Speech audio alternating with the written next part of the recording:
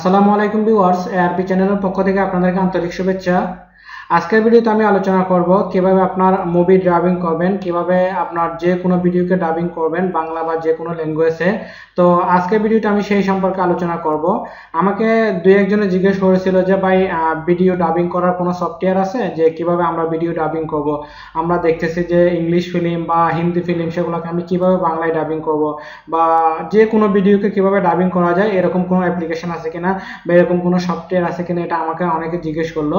তো তাদের জন্য আজকের আমার এই টিউটোরিয়ালটি, এই ভিডিওটি আপনারা শেষ পর্যন্ত অবশ্যই মন দিয়ে শুনবেন, তাহলে বুঝতে পারবেন কিভাবে আপনার ভিডিওকে ডাবিং করতে হয়, কিভাবে আপনি ল্যাঙ্গুয়েজ ট্রান্সলেট করবেন। যেমন কি সাপোজ একটা পিকচার বা একটা মুভি দেখছে তামিল ল্যাঙ্গুয়েজে, সেটা কিভাবে বাংলার মধ্যে করে, সেটা কিভাবে হিন্দিতে করে, তো সেসব বিষয়ে আলোচনা করব আমি আজকে টিউটোরিয়ালে। তো আমি প্রথমে এখানে যে কথাটা বলে রাখি, যে সবাই জিজ্ঞেস করে যে ভাই ভিডিও কি ডাবিং করা পসিবল কোনো অ্যাপ্লিকেশন বা সফটওয়্যারের মাধ্যমে, তাহলে আমি এখানে বলবো এটা একদম কোনো সম্ভব নয় যে কোনো ছবিকে, কোনো মুভিকে, কোনো ভিডিওকে যে কোনো ল্যাঙ্গুয়েজে কোনো সফটওয়্যার দ্বারা ডাবিং করা, এটা কোনো মতেই পসিবল না। কোনো সফটওয়্যার এরকম নাই, যে আমি আজ পর্যন্ত কোনো সফটওয়্যার নাম শুনিনি যে সফটওয়্যারটা আপনার ল্যাঙ্গুয়েজকে ডাবিং করে অন্য ভাষায় দিয়ে দিবে, এরকম কোনো সফটওয়্যার নাই। তবে আমি এখানে বলতে পারি প্রত্যেকটা মুভি, প্রত্যেকটা ভিডিও কিন্তু যদি আপনি হলিউড বলিউড যে কোনো মুভি দেখেন, তাহলে এই মুভিগুলো কিন্তু যখনই রিলিজ হবে তখন ওরা মুভিটা কিভাবে রেডি করবে, ওদের প্রাইমারি ল্যাঙ্গুয়েজে, যেটা প্রাইমারি ওদের ল্যাঙ্গুয়েজ থাকবে। যদি হয় হিন্দি, হিন্দি; যদি হয় আপনার ইংলিশ, ইংলিশ; না হলে যদি হয় আপনার মালয়ালম, যেগুলো আমরা কেরালা বলি, তামিল বলি, এই ল্যাঙ্গুয়েজে কিন্তু ওদের ফিল্মগুলো হয়ে থাকে। যেরকম আমরা বাংলা আমাদের নেটিভ ল্যাঙ্গুয়েজে করে থাকি, এরকম প্রাইমারি ল্যাঙ্গুয়েজে হয় কিন্তু মুভিগুলো। পরবর্তীতে তখন কি হয়, মুভিগুলো রিলিজ হওয়ার পর একটা সময় দেখা যায় কি মুভিগুলো অনেক বেশি চলতেছে, অনেক বেশি ভাইরাল হয়ে গেছে, ব্লকবাস্টার হয়ে গেছে, এবং অনেক টাকা ওনারা ইনকাম করতে পারছে এই মুভিটার মাধ্যমে। তখন ওনারা কি করে, পরবর্তীতে আরো বেশি উপার্জনের উদ্দেশ্যে কি করবে, মুভিগুলো বিভিন্ন কান্ট্রি, বিভিন্ন দেশের ল্যাঙ্গুয়েজে সেগুলো আবার ওরা পুনরায় সেই মুভিটাকে আবার নির্মাণ করবে, বা পুনরায় সেই মুভিটাকে আবার ডাবিং করবে। তো ডাবিং করার জন্য ওনারা কি করে, যেমন কি মুভিটা ওদের প্রাইমারি ল্যাঙ্গুয়েজে, তখন ওনারা কি করবে, মনে করেন সাপোজ এটা হিন্দিতে, তো ওদের প্রাইমারি ল্যাঙ্গুয়েজে বানানো একটা মুভি। যে সাপোজ আমি একটা জিনিস আপনাদেরকে দেখাই, যেমন কি আমি ইউটিউবে একটা ভিডিও দেখলাম একটু আগে। এই দেখেন, এটা হচ্ছে দিলওয়ালের একটা ডাবেট, কিন্তু এটা বাংলায় কেউ ডাবিং করছে। তো এখানে আপনারা শুনতে পাবেন না, যেহেতু আমি হেডফোন ইউজ করতেছি সেজন্য আপনারা শুনতে পাবেন না। তো এটা ওনারা বাংলায় ডাবিং করছে। তো যেমন কি দেখা যায় কি কোনো মুভিকে ওনারা যদি আবার দ্বিতীয়বার রিলিজ করতে চায়, সেটাকে বাংলায় ডাবিং করে বা বিভিন্ন ল্যাঙ্গুয়েজে ডাবিং করে, তখন কিন্তু ওনারা সেটাকে চাইলে একসাথে আবার যখন বেশি উপার্জনের উদ্দেশ্যে ছবিগুলোকে কি করে মাল্টিপল ল্যাঙ্গুয়েজে ওনারা আবার রিলিজ করে।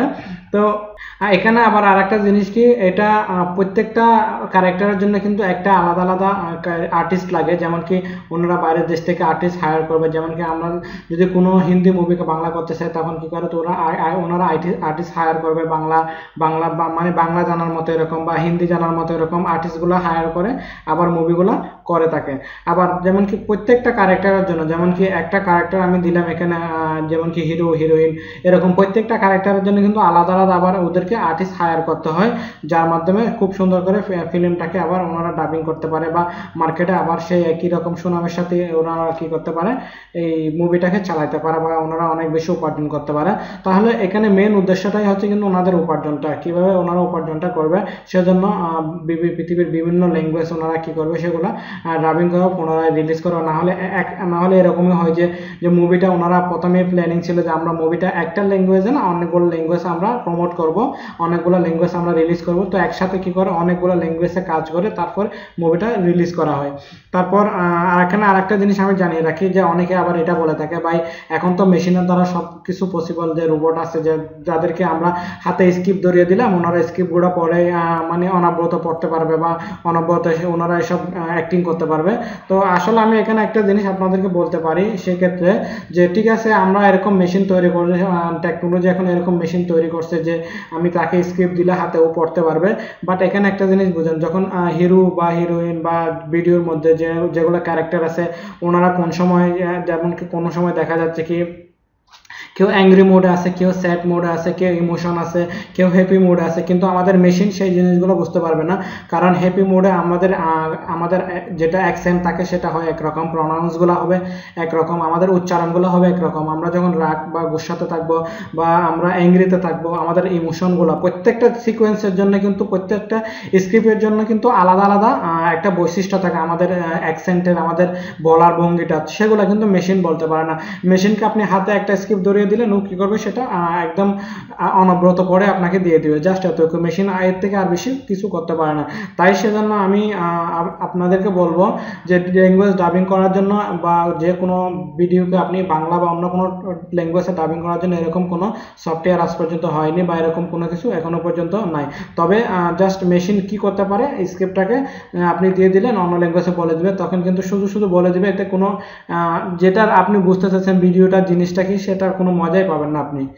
দেন আমি এখানে আরো কিছু বলতে পারি, যেমন কি এগুলা মূলত কিন্তু এসব কিছু করা, যেমন কি আমরা প্রত্যেকজনে দেখি যে বিশেষ করে হিন্দি মুভিগুলো বাংলায় চলে আসতেছে, তারপর দেখি বিশেষ করে ইংলিশ মুভিগুলো বাংলায় চলে আসতেছে। তো এগুলো কিভাবে করতেছে, ইংলিশ মুভিগুলো বাংলায় আসার জন্য ওনারা কি করে, মুভিটাকে প্রথমে কালেকশন করে বা ওদের থেকে নিয়ে নেয়, নেওয়ার পরে ওরা একটা কন্ট্রাক্ট করে দেন, এখান থেকে আবার নতুনভাবে প্রত্যেকটা যে ভয়েস চেঞ্জ করে আলাদা আলাদা করে, তারপরে এগুলো সব জয়েন করতে হয়, দেন এটা পুনরায় আবার রিলিজ করে বা মার্কেটের মধ্যে ওনারা ছাড়ে, যাতে করে ওনাদের ইনকামটা বেশি হয়। যেহেতু একটা মুভি রেডি করার পর ওনারা মুভিটা যখন বাজারে রিলিজ করবে, তখন ওনাদের একটা টার্গেট থাকে, তো টার্গেটটা ফিল আপ না হওয়া পর্যন্ত ওনারা কি করবে, মাল্টিপল ল্যাঙ্গুয়েজে দিবে, বিভিন্ন রকম ল্যাঙ্গুয়েজে দিবে বা বিভিন্ন রকম করে এটা মার্কেটের মধ্যে চালানোর সেটা ব্যবস্থাটা করবে।